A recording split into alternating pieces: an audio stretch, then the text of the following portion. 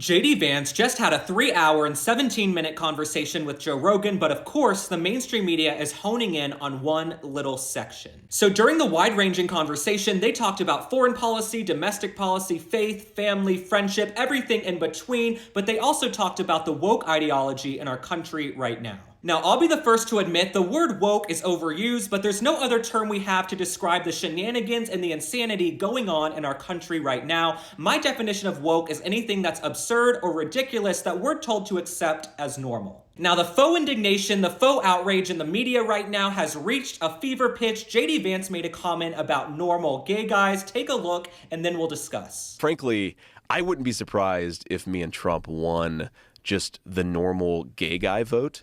Because, again, they just wanted to be left the hell alone, and now you have all this crazy stuff on top of it that they're like, well, no, we didn't want to give pharmaceutical products to 9-year-olds who are transitioning their genders. We just wanted to be left the hell alone. Now, Kamala's campaign, progressives, the mainstream media, they are melting down, acting like they don't know what JD Vance is talking about. We all know what the man was referring to. Now, you guys know by now, I'm a common sense gay guy. I know that upsets some liberals, but it's also not the entire focus of my personality. My entire personality doesn't revolve around the fact that I'm gay. Over the last few years, we've been told to just accept biological men playing in women's sports, kids changing their gender and having medical intervention, some of these things we never talked about 10 years ago. As a gay guy who's an independent thinker, I'm not owned by the RNC or the DNC, I understand exactly what JD Vance is getting at. There is a reason LGBT acceptance has gone down the last few years, and you can't blame everything on Donald Trump. He hasn't been in power since January of 2021.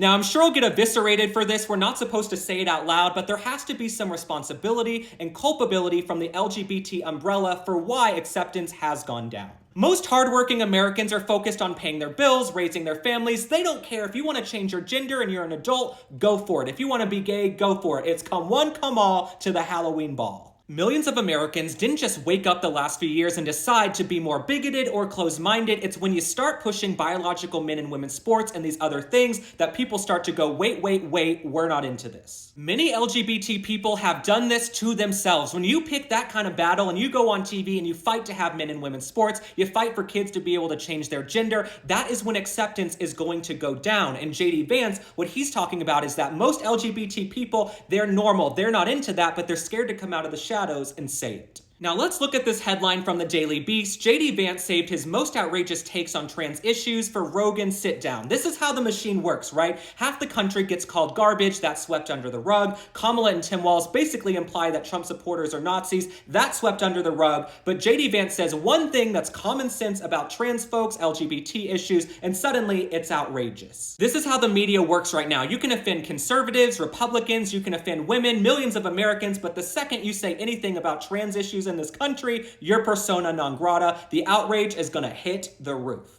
Now, Kamala Harris, she still hasn't done an in-depth sit-down interview where we can get to know her. She went on Call Her Daddy, but that was brief and a layup.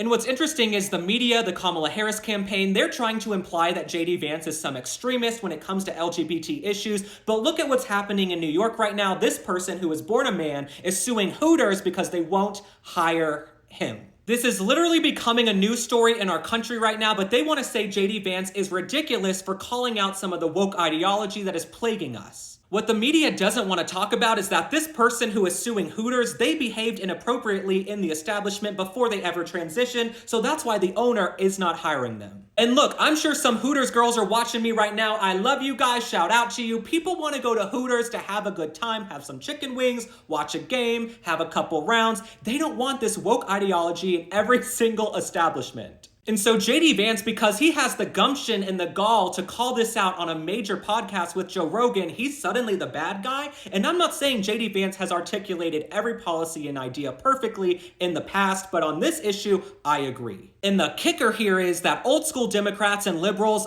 they agree. They are tired of the woke ideology, biological men and women's sports, and all of the shenanigans, having 5,000 different pronouns. They're over it, they're tired of it, but they're scared to come out and say it. All right, my friends, thanks for liking and following. Drop a comment. Tell me how you feel about this entire situation. I welcome an open dialogue on my page if you're from the left, the right, the middle, all across the political spectrum. I will see you on the next one. Bye.